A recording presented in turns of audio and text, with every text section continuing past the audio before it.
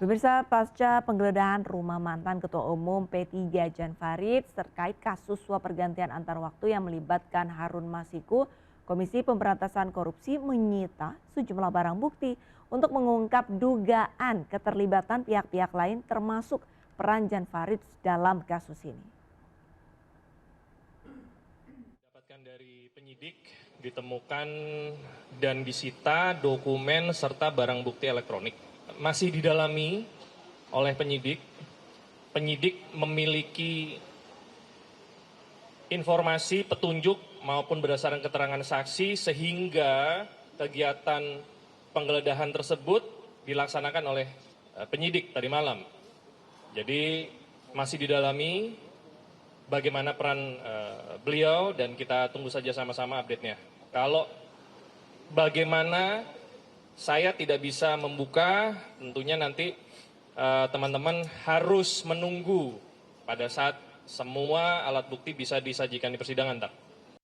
Pagar laut memasuki babak baru pemirsa. Pasca pembongkaran pagar laut sejak 3 hari terakhir muncul adanya dugaan korupsi dalam perizinan pembuatan 263 sertifikat hak milik atau HGB pagar laut ilegal. Koordinator Masyarakat Anti Korupsi pun mendatangi kantor KPK guna melaporkan dugaan kasus korupsi tersebut.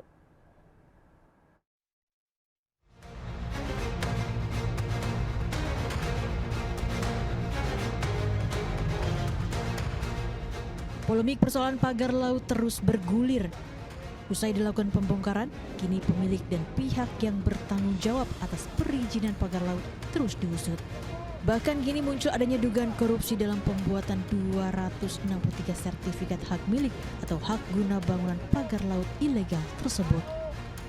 Salah satunya laporan aduan dugaan korupsi sertifikat pagar laut yang dilayangkan Boyamin Saiman selaku Koordinator Masyarakat Anti Korupsi ke KPK. Boyamin mengaku laporan tersebut didasari atas pernyataan Menteri ATR BPN Nusron terkait adanya dugaan cacat formil bahkan material dalam pembuatan sertifikat tersebut.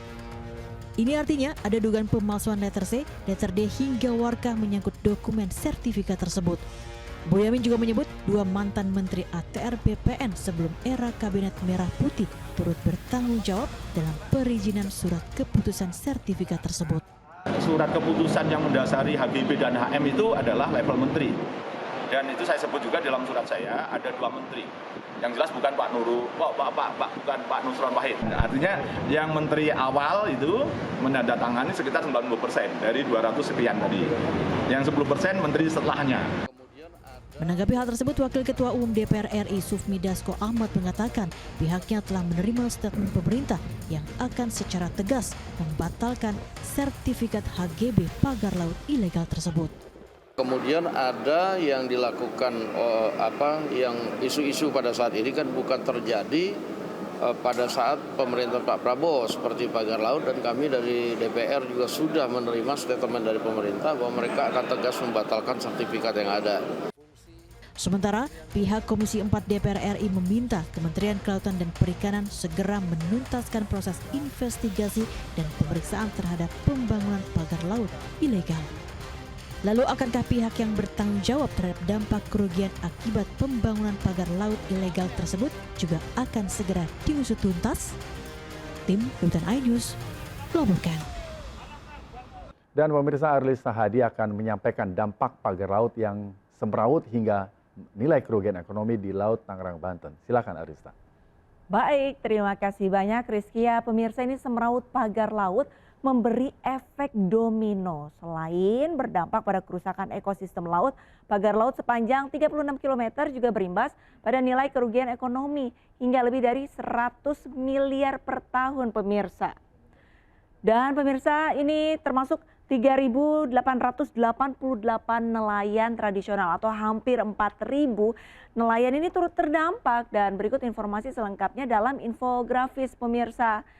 Seperti kita lihat pemirsa, berdasarkan data analisis ekonomi dan pakar kebijakan publik UPN Veteran, nilai kerugian yang ditimbulkan akibat pemasangan pagar laut ilegal ini diperkirakan menembus 116,91 miliar rupiah per tahunnya. Dan di mana dengan rincian kerugian diantaranya adalah 93,31 miliar per tahun ini dari penurunan pendapatan nelayan.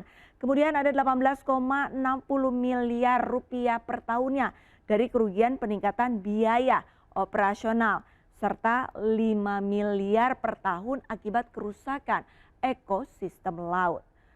Selanjutnya, pemirsa, pemasangan pagar laut sepanjang 36 km selain meningkatkan resiko keselamatan nelayan saat melaut, juga memicu konflik sosial antar warga yang saling curiga terkait pemasangan pagar laut, serta menghalangi akses publik ke wilayah pesisir. Tidak hanya itu pemirsa, Menteri Kelautan dan Perikanan Sakti Wahyu Trenggono mengungkapkan bahwa 3.888 nelayan tradisional termasuk para penangkar kerang terdampak pagar laut ilegal di Kabupaten Tangerang, Banten pemirsa. Pemirsa, fenomena pagar laut menjadi pengingat penting semua pihak bahwa laut bukan sekedar hanya sebatas sumber daya, namun juga warisan yang harus dijaga. Lalu kira-kira apa motif pembangunan pagar laut oleh pihak-pihak tertentu dan siapa yang bertanggung jawab terkait dampak kerugian yang ditimbulkan? Diharapkan pemerintah bisa tegas mengusut tuntas polemik pagar laut secara transparan agar bisa mengembalikan kepercayaan publik sekaligus melindungi ekosistem laut Indonesia di masa depan.